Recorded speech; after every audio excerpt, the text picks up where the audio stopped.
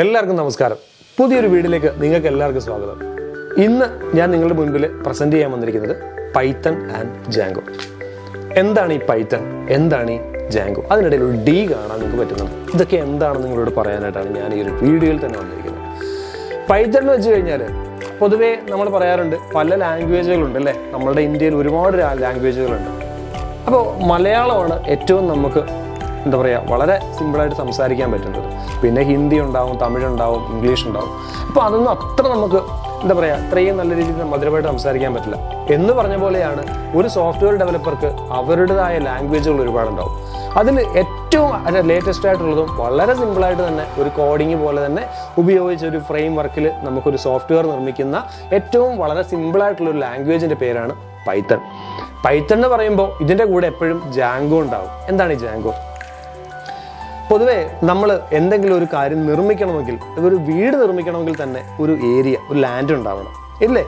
എന്ന് പറഞ്ഞ പോലെ നമുക്ക് എവിടെയെങ്കിലും ഒന്ന് എഴുതണമെങ്കിൽ തന്നെ നമുക്കൊരു ബോർഡ് ഉണ്ടാവണം അല്ലേ. ബ്ലാക്ക് ബോർഡിലോ വൈറ്റ് ബോർഡിലോ അല്ലേ നമ്മൾ എഴുതുന്നത്. എന്ന് പറഞ്ഞ പോലെ തന്നെ ഒരു ലാംഗ്വേജ് ഉപയോഗിച്ച് ഒരു സോഫ്റ്റ്വെയർ നിർമ്മിക്കുമ്പോൾ നമുക്ക് ആദ്യം വേണ്ടത് ഒരു ഫ്രെയിമാണ്.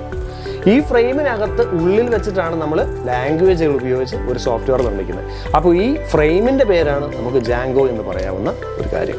അപ്പോൾ ഈ ഒരു ഫ്രെയിം ഉപയോഗിച്ചിട്ട് നമ്മൾ പൈത്തൺ ലാംഗ്വേജുകൾ ഉപയോഗിച്ച് നിർമ്മിക്കുന്ന സോഫ്റ്റ്വെയറുകളാണ് നമുക്കിന്ന് വിപണിയിൽ ഏറ്റവും കൂടുതലുള്ളത്.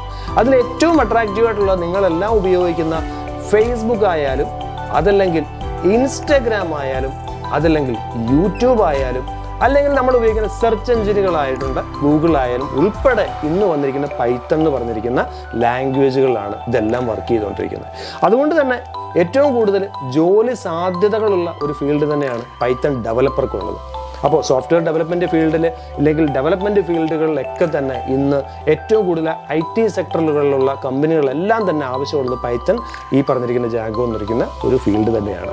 ഇനി ആർക്കൊക്കെ പഠിക്കാമെന്നുണ്ടെങ്കിൽ വളരെ സിമ്പിളായിട്ട് തന്നെ പറയാൻ പറ്റും. നിങ്ങൾക്ക് ഇൻട്രസ്റ്റ് ഉണ്ടെങ്കിൽ തീർച്ചയായിട്ടും പഠിച്ച് നിങ്ങൾക്ക് മുന്നേറാൻ പറ്റും. അതിന് പ്രത്യേകിച്ച് ഡിഗ്രിയോ കാര്യങ്ങളോ ഒന്നും നമ്മൾ പറയുന്നില്ല. നിങ്ങൾക്ക് ഇൻട്രസ്റ്റ് ഉണ്ടെങ്കിൽ തീർച്ചയായിട്ടും പഠിച്ച് മുന്നേറാൻ സാധിക്കും. അവബോധം നിങ്ങളുടെ മുൻപിൽ ഒരുക്കുന്ന ഏറ്റവും അഡ്വാൻസ്ഡ് ആയിട്ടുള്ളതും ലേറ്റസ്റ്റ് ആയിട്ടുള്ള കോഴ്സുകളുടെ ഒരു ടോപ്പിക് തന്നെയാണ്.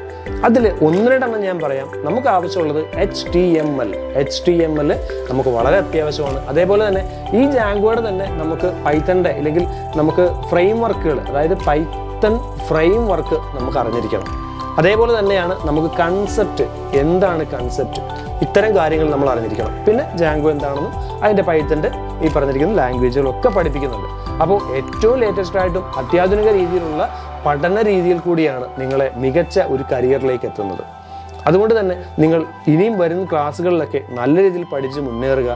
വളരെ വലിയ ഉയരങ്ങളിലേക്ക്, നിങ്ങളുടെ ഡ്രീം ജോബിലേക്കും ഡ്രീം കരിയറിലേക്കും അല്ലെങ്കിൽ ഡ്രീം ലൈഫിലേക്കും നിങ്ങൾക്ക് എത്തിച്ചേരാൻ സാധിക്കട്ടെ. അപ്പോൾ എല്ലാവർക്കും ഒരിക്കൽ കൂടി ഓൾ ദ ബെസ്റ്റ് നേരുന്നു. Thank you.